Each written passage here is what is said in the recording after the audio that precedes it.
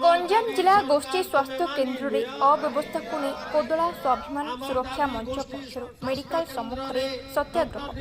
मंच आवाहक दंडपाणी महापात्र आवाहक आयोजित सत्याग्रह में कोदला वरिष्ठ नागरिक मंच श्री गणेश युवक संघ स्थानीय बुद्धिजीवी आईनजीवी सांबादिक माने जोगदे स्वास्थ्य सेवा क्षेत्र में सरकार चरम अवहेला को नहीं क्षोभ प्रकाश करने सहित दृढ़ प्रतिवाद कर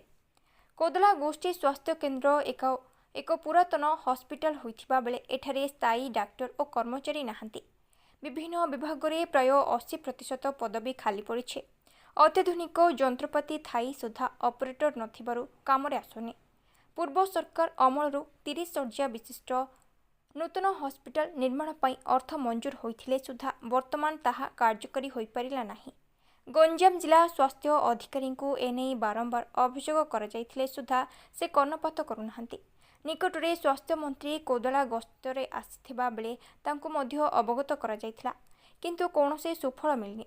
ए समस्त समस्यार तुरंत समाधान दाबी स्वाभिमान सुरक्षा अभियान मंच पक्षर आज सत्याग्रह कर बेले समाधान न हेले आगामी दिन में बड़ धरणर आंदोलन करा बोली मंच पक्षर चेतावनी दिया जायछि।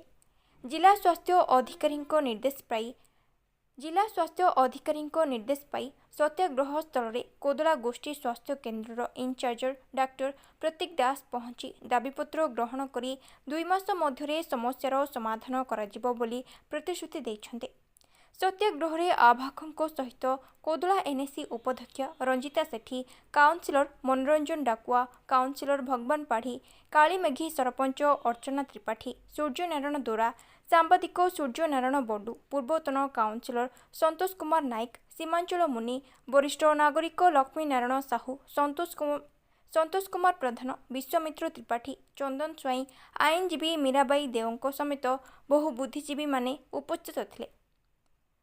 कोदलारो कृष्णचंद्र पल्लाई रिपोर्ट, वायरल न्यूज। मो सूर्यनारायण द्वारा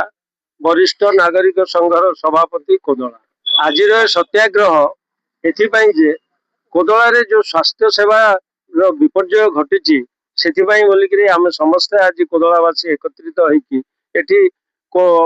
स्वास्थ्य केन्द्र सम्मुख में आम समस्ते बसीचु एवं सरकार दृष्टि आकर्षण करने बसीचु ये जो विपर्यस्त विषय आपण मैंने जानी बहुत दिन आम यहाँ मेडिकल को आसिक आम देखीचु आ समस्ते सब आम अनुभव भी करुचु जे बहुत संख्यार रोगी ये आसुचंती किंतु डाक्टर संख्या कम। मु जहाँ पचारि बुझुली 6 जन डाक्टर ये वर्तमान अनरोल अच्छा भितर जड़े डॉक्टर जड़े डेंटिस्ट जे कि बहुत दिन है छुट्टी अच्छा सी जॉइन करना कि ए विषय में आमर सीडीएम दृष्टि आकर्षण कलापर सी विषय किसी करना। द्वितीयतः आउ जो 5 जन रहिले 5 जन भितर जड़े सुमंडल को डेपुटेशन जाइए आउ जड़े जाइए बेगुनियापड़ा डेपुटेशन जदि से गोटे गोटे डॉक्टर जाकि डेपुटेशन काम करेंगे आउ ये कोदला भाया गोटे गोष्ठी केन्द्र जोटि कि ए अंचल प्राय 15टी पंचायतर लोक ये निर्भर करुँच प्रतिदिन 300 रोगी होती रोगी आसिक लाइन रे ठिया होती केते हंतसंत होती। ट्रिपल इंजिन सरकार कहुच्छी ट्रिपल इंजिन सरकार निश्चित भाव में भल हवा कथा किंतु ट्रिपल इंजिन सरकार वर्तमान डीजेल शून्य हो जाइए आउ डीजेल नहीं सी आगु को जाई पारुने कोमारे पड़ जाइए सरकार बोलिक आम भावुँ ट्रिपल इंजिन सरकार जो देखु ये जो भित्तिभूमि 30 बेडेड जो हॉस्पिटल ये आसीला 16 कोटी टंकार हवा कथा सेटा आम दीर्घ वर्षे है पछरे लगिचु सीडीएम को कहीचु स्वास्थ्य मंत्री को कहीचु कलेक्टर को कहीचु मुख्यमंत्री पाखक ग्रीवांस आम पठेचु किंतु वर्तमान सुधा किसी आम जेबे टिके पार्टी करुचु सांगे सांगे आसिक जेसीबी लगे खाली स्टार्ट कर दउचंती स्टार्ट करी किछि दिन जाउची तापर कहार स्वार्थ रे ये बंद हो जाउची सेटा आम कोदला अंचलवासी जानी पारुनु। वर्तमान आरंभ तो करिसंती ये सरीबो केबे सेटा देखिबार पाखे रहिला आम निष्पत्ति नहींचु सरकार तो दृष्टि आकर्षण कलु पुणी समस्त को मेमोरेंडम देबु समस्त पाखरु आम परमिशन लिखिबु इंटीमेशन देबु दरकार पड़े रास्ता रोक करूँ आउ से प्रशासन आसिक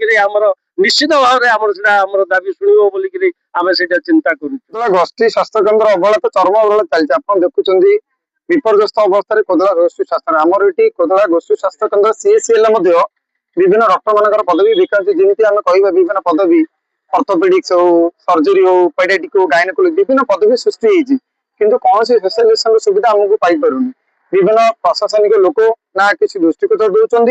ना आम भोट देता प्रतिनिधि जो मैंने अच्छा आम प्रशासन फल जो मैंने अच्छा ओडिशा लोक मानू तो ओडिशा लोक मान तो बर्तमान सरकार कहते ओडिया अस्मिता बोली कि ओडिया अस्मितार मूल्य तुम गोष्ठी स्वास्थ्य केन्द्र देखिए पाऊनी आज्ञा ट्रिपल इंजिन सरकार बोल तो लोक प्रतिनिधि मैंने कहते जो मैंने पदवी अच्छे कि ट्रिपल इंजिन सरकार मत लगुच इंजिन तेल ना मत प्रशासन बहुत कौन एमती चरम गला भितर रखुच्छे कोदला मुझे कहीपर इंजिन बर्तमान कोमा पारालाइज बोली कहुए बोधे यही जो पारालाइज शब्दटा बोधे आम कोदला गोष्ठी स्वास्थ्य बोधे परिलक्षित होगा दूसरी विभिन्न असंतोष से आम गण सत्याग्रह हो स्वाभिमान मंच बहुत त्वरित पदायन हो आगक मत दरकार पड़े यही गण सत्याग्रह आगक जन आंदोलन हम प्रति साई साई प्रति छोट छोट लोक अवेयरनेस कराब जो कोदला स्वास्थ्य प्रति केते लोक अवरा सरकार आप तुरंत पदक्षेप नियंतु ये आपण माध्यम सरकार को अनुरोध करुँच तुरंत सरकार तरफ प्रतिश्रुति मध्यम आप जनातु कोदला लोक प्रतिश्रुति दिंतु।